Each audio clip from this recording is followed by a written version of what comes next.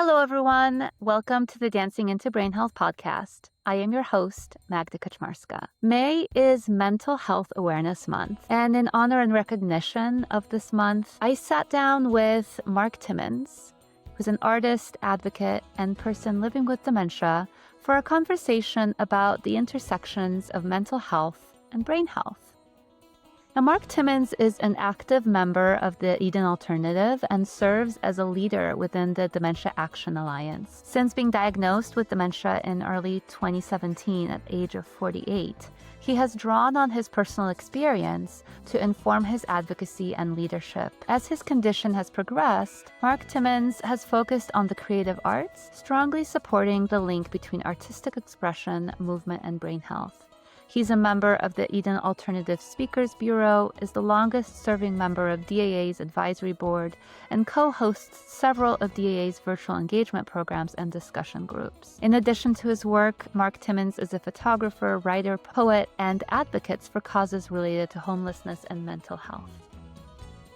Hello. I'm Magda Kaczmarska. I'm the executive director of DanceStream Projects, and I am joined today by my dear friend, colleague, and collaborator, Mark Timmons. Today is May 11th, so we are celebrating and commemorating a very important month. May is Mental Health Awareness Month. Mark, I wanted to start and ask, why is mental health important? Why does mental health matter to you? What does it mean to you? Thank you for having me on, Magda. And I guess I should start by explaining that to me, mental health isn't just about whether someone has a mental illness. Everybody has mental health, just like everyone has physical health. I think mental health refers to our emotional, our psychological, and our social well-being. And it's important because, I think that mental health has more of an impact in everyday life than our physical and neurological health. Because even when we face challenges like brain health challenges and dementia or other chronic conditions, it's our mental health that helps us face those challenges and helps us shape how we're going to react to those challenges, to other types of our health. So good mental health helps you cope with stress. It helps you stay productive and make clear decisions. It affects how you communicate, how you trust, how you connect with others. Mental and physical health are closely linked. So poor mental health can increase the risk of physical problems. So basically, mental health is like the backbone to resilience and well-being. In that strong mental health helps you recover from challenges and setbacks and trauma. In short, I guess mental health matters because it shapes how you experience life and deals with the ups and downs that come your way. Now, for me, personally, for someone living with dementia, shapes how we experience the condition, not just what we remember, but how we feel and connect and live each day. Because with dementia, with brain change, with memory changes, emotional experiences remain strong even when you forget the details. You remember how something feels, and that ties in with mental health. And so supporting mental health means having more moments of well-being, more moments of comfort and autonomy and joy and meaning. On a personal level, mental health means more to me, having stood by, feeling helpless at times as I watched my son, who was an intellectually gifted child as well as a music prodigy as a child, eventually succumb to his own battle with mental illness at the age of 26. His death opened my eyes to the need for more advocacy. As an advocate in the dementia community, I speak a lot about changing what we call the tragedy narrative. I understand now that a tragedy narrative also exists within the world of mental health and mental illness. And this needs to change. Just in the United States, someone dies by suicide every 11 minutes. You're sitting on your couch watching your favorite TV show. Every time it goes to a commercial break, somebody's taken their own life in this country. Mental health just needs more advocacy and more empathy. Every single time that we have a chance to speak, Mark, I'm humbled, honored, and in awe of the life that you have walked and how you have chosen to lean into all of the things that you have navigated and are navigating, transmuted them into a platform that unites people, that raises awareness, and encourages us to come together and find common action. So I thank you for joining me today in this conversation, and hopefully others who are listening will be as inspired as I am every time we connect. Something I wanted to reflect back of what you said was that sense that um, particularly for somebody who's living with brain change, emotional connection is something that is even more important. It has it's almost like a tether. And I think often of the quote that has been at times attributed to Maya Angelou is that we may not remember what somebody said or what they did, but we will always remember how they made us feel. I wanted to ask, about the theme for Mental Health Awareness Month this year, but I'm curious for you, are there some of the ways that you take care of your mental health? To support my brain health and my mental health, I find that engaging in the arts is vital. I try to immerse myself in nature when possible and practical. To shoot photography, I enjoy music and collaboration on projects related to music and poetry and dance and movement. Combining all of these helps me maintain and at times improve my mental health as well as my brain health. I find that the arts serve as an outlet for feelings. And what I mean by that is, poetry helps to put words in rhythm to my emotions. Dance and movement give my words a visual expression as well as a physical outlet. For me, living well with dementia is truly supported by my love of the arts. But it's also important to fully support mental health. Is components include getting exercise, getting enough exercise, and proper nutrition, as any type of health is supported by nutrition and exercise. I love that idea of poetry putting emotions into a rhythm. I know that you and, well, not just you and I, but you and our organization, DanceStream Projects, have been collaborating on the synergy and kind of synchronicity between dance and poetry, movement and language. So I loved that idea. And it kind of circles back to what you had mentioned earlier about that importance of feelings and being able to identify them, notice them, and navigate through them in some way. And perhaps maybe have them be witnessed or maybe not. Maybe you are the witnesser. And I think that the arts definitely help with creating a space for that to happen. Every year, Mental Health Awareness Month has a theme. This year, in 2026, the theme is More Good Days Together. And the emphasis is on promoting community support and connection, to enhance empathy, to reduce stigma, and to provide actionable, as you mentioned, actionable mental health resources. How does this theme resonate with you? And would you add any other themes if you could choose them? Hmm.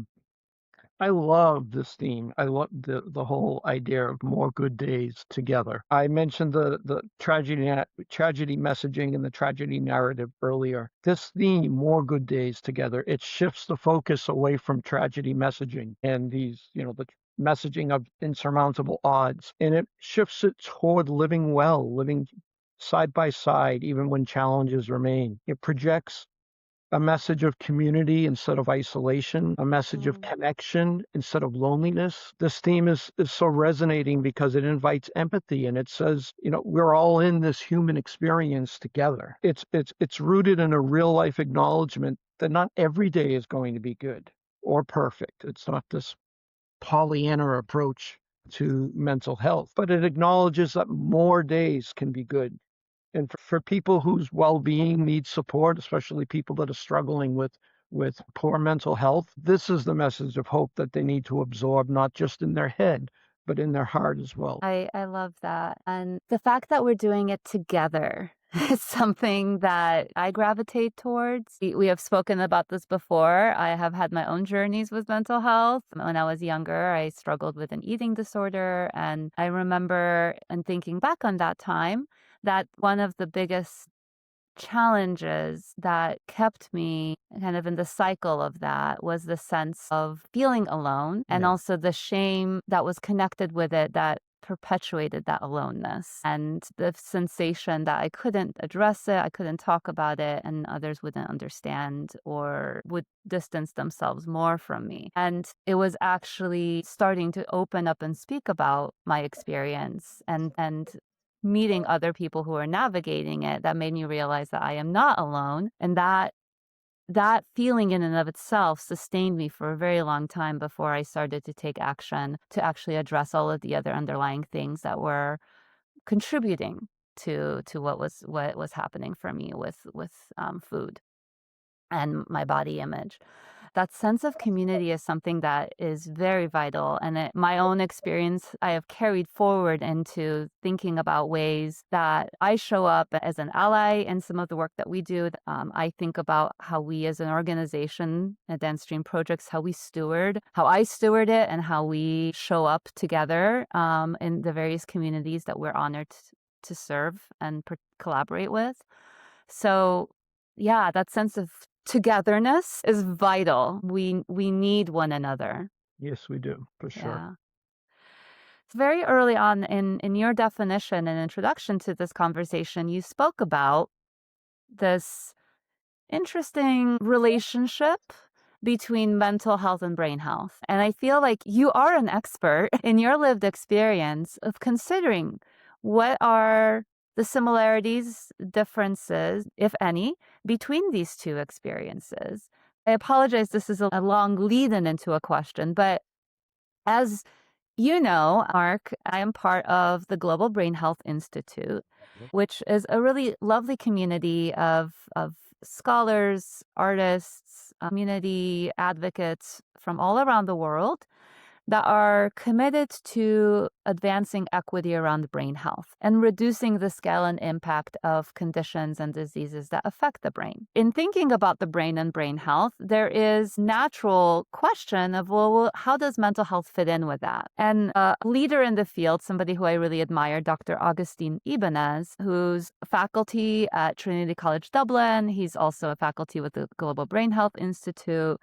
He's also a director of the Latin American Brain Health Institute, or BrainLat for short, and founder and co-director of RedLat, which is aimed at fighting dementia collaboratively across Latin America, Central America, and the Caribbean. He wrote in a 2023 article in Nature Mental Health, which is a very prominent journal, that he thinks it's time for us to synergize mental health and brain health. So that's a beautiful word, right? How can we find synergy between brain health and mental health? And he spoke about the understanding that there are common and intersected levels of analysis across mental health and brain health fields and diseases. So obviously from his background, that is something that is very apparent. But he also suggests that our societies benefit from a closer collaboration between mental and brain health research, practice, and policy.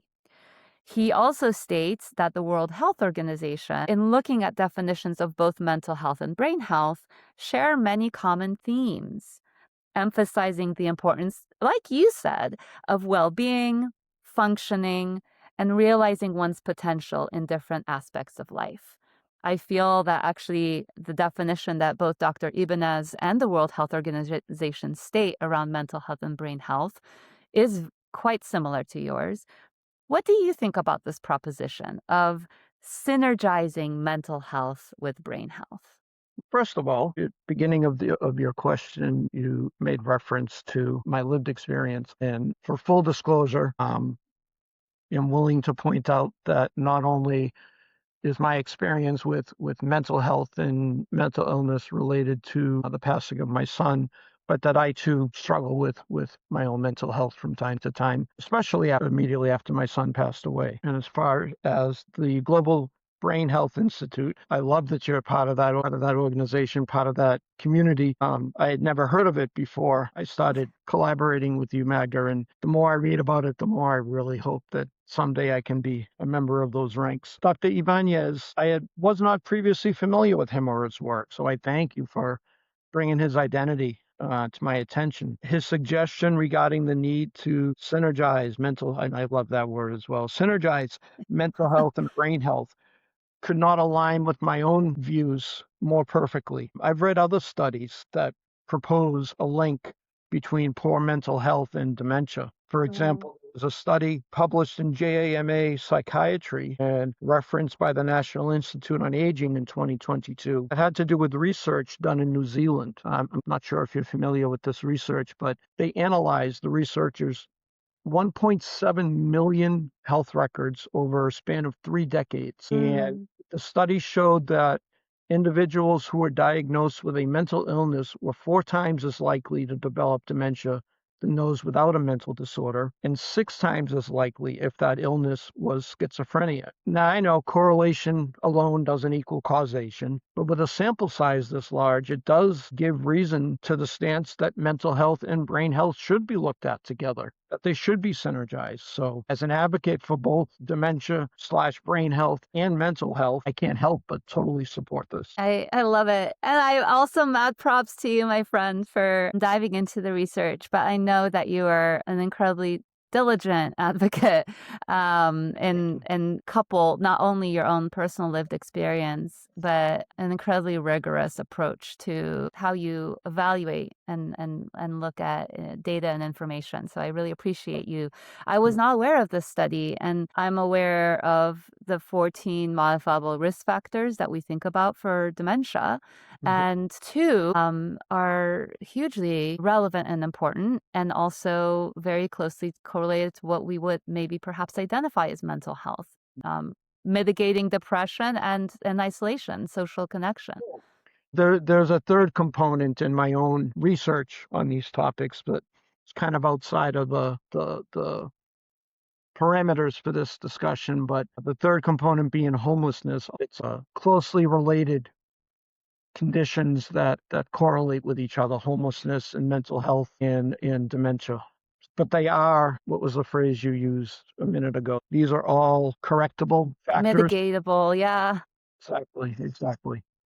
They're large issues, but they're interconnected. I'm recalling when I was at the Global Brain Health Institute during my active fellowship year. We take lots of courses. And I remember there was a course that was led by somebody who has a judicial background, has a legal background, and her interest was in addressing the many individuals who are incarcerated wrongly because they are living with some sort of brain change. Oftentimes there is a either coincidence, like coincidences in there, if there's both some sort of a mental health condition coupled with brain change, or there is brain change that is improperly diagnosed as a mental health condition. And yeah, a lot of her work, and I know Dr. Bruce Miller, who his ears are ringing because I'm always shining his praises, but a lot of their research was in trying to shine a light on how many people are wrongfully incarcerated because of the lack of understanding of what brain health is and what brain change looks like. I mean, our brains affect everything, including our mental health state, right? I appreciate all of your suggestions and what you're bringing. I think that there's a lot more conversations that could be had around this. I'm curious, as we wrap up this conversation, what are some of the ways that you take action on your mental health and brain health in a daily way? I'm happy to share some of mine as well. Probably the most consistent daily activity to support my mental and brain health is my writing. I try to journal every day. I turn these writings, these thoughts, these journal entries usually turn into poems that I write, which, as a proponent of mental health therapy, I should say that I never used to write poetry until I was able to get some much needed help with my mental health after my son passed away. So they taught me healthy ways to deal with grief and with emotions that are hard to understand in the moment. I continue to find that writing and poetry for me helps me understand what I'm feeling better. I may not understand what I'm feeling in the moment or why I'm feeling at the moment, but by the time it comes out on paper, I have a better understanding of it for myself. I think it's interesting how different media, artistically at least, lend themselves to different forms of understanding. There was a period in my